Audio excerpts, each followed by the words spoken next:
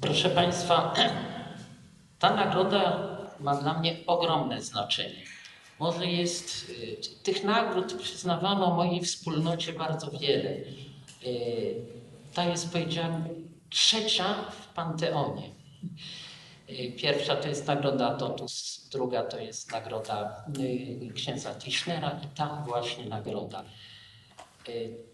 Dlaczego? Dlatego, że ona nas łączy. To, co było powiedziane tutaj o drugim laureacie, to, co powiedział ksiądz biskup przed chwilą, myślę, że żyjemy w czasach, nigdy nie było dobrych czasów, to jest iluzja, ale żyjemy w czasach, w których groźba tego, czego doświadczył patron dzisiejszej uroczystości, pastor Dietrich Bonhoeffer, to jest groźba całkowicie realna i to już się dzieje. I nie wolno nam milczeć, nam, ludziom Chrystusa i ludziom przyzwoitym. Nie wolno nam nie tylko milczeć, ale nie wolno nam przestać działać. Gdziekolwiek jesteśmy. Nasza wspólnota, zresztą skądinąd nieco ekumeniczna, ponieważ mamy taki oddziałek prawosławny. Nasza wspólnota od lat, 50 lat w tej chwili będziemy obchodzić, jest wspólnotą, która stara się gromadzić to, co najbardziej Pana Boga boli. Taka jest moja głęboka wiara. To jest podział, nienawiść. Bóg nie stworzył nas po to, żebyśmy wzajemnie się kopali, budowali i tak dalej. I jednocześnie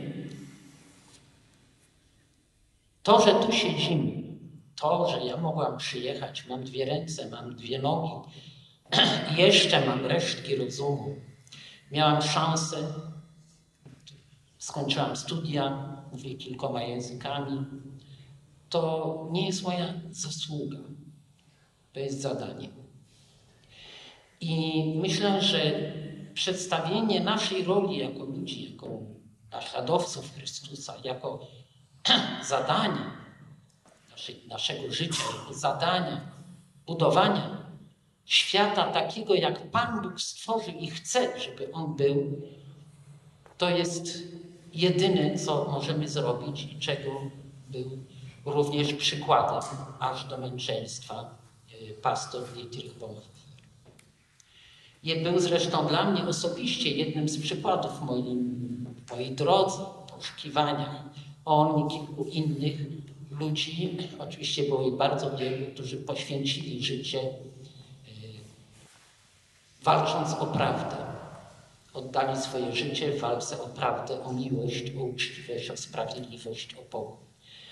I to może głupio zabrzmi, bo kimże ja jestem, mieszkam w małej wiosce w Świętokrzyskim z 30 ludźmi bezdomnymi, w tym są Polacy, w tym są 2 uchodźców z Nigerii, zresztą protestanci, w tym są uchodźczynie i uchodźcy z Ukrainy, głównie kobiety z dziećmi. I to, co mnie tak bardzo bolało, i mogę to powiedzieć do nas wszystkich, do siebie. Dlaczego my jako chrześcijanie nie odzywaliśmy się, jako chrześcijanie, tu nie ma polityki, jako uczniowie Chrystusa, kiedy były strajki osób niepełnosprawnych, kiedy teraz odbiera się tym matkom z dziećmi, mówię o uchodźczyniach z Ukrainy, niepełnosprawnym matkom, niepełnosprawnym dzieciom prawo do tak naprawdę do godnego życia w kraju, w naszym kraju.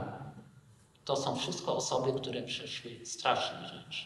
I wiele, wiele innych. Myślę, że niech taka moja wewnętrzna prośba, niech patron dzisiejszej uroczystości każdemu z nas, mnie przede wszystkim, przypomina, że nie wolno milczeć i nie wolno zaprzestać działania, że nie trzeba się bać. Choć się boimy oczywiście, bo to jest ludzkie, ale nie trzeba się bać. I tej odwagi sobie życzę, bo czasami oczywiście ma się dosyć, kiedy trzeba walczyć po raz kolejny, po raz setny, po raz nie wiem który, kiedy się znosi ubliżani z najrozmaitszych stron, bardzo często ze strony braci chrześcijan, głównie katolików. Ale to już zupełnie inna sprawa, oczywiście w cudzysłowie katolików, bo ludzie Chrystusowi nigdy ani tak nie robią, ani tak nie mówią. W każdym razie tej odwagi nam potrzeba i będzie nam potrzeba w tym dzisiejszym świecie. Niech On, który wie, że po tamtej stronie już jest razem z setkami tysięcy ludzi sprawiedliwych, niech nas w tym wspiera. Ogromnie dziękuję wszystkim Państwu i to jest również wielkie wyróżnienie dla moich współpracowników. Jedna z najmłodszych tu siedzi. Urodziła się w naszej wspólnocie. Jej mama jest współzałożycielką. Teraz prowadzi dom dla ludzi bezdomnych w Świętokrzyskim. Także to jest tak trochę jak mafia dziedziczna, ale nie tylko. Mamy 60 pracowników ponad z zewnątrz. Więc to nie jest biznes rodzinny, aczkolwiek część z naszych dzieci przybranych i rodzonych, mamy rodziny też we wspólnocie, wybrała tę drogę, którą zapoczątkowaliśmy wiele, wiele lat temu. Ogromnie dziękuję i wyrazy szacunku dla wszystkich Państwa, którzy podtrzymujecie tę pamięć o człowieku, który poświęcił życie w walce o prawdę, o wolność, o sprawiedliwość i również w obronie najsłabszych, bo było wspomniane o tym, że hitleryzm to było także zabijanie nie tylko ludzi innych nacji, gorszych, ale również osób niepełnosprawnych, słabszych, chorych psychicznie. I proszę Państwa, to nie jest daleko od nas. Proszę mi wierzyć. Dziękuję.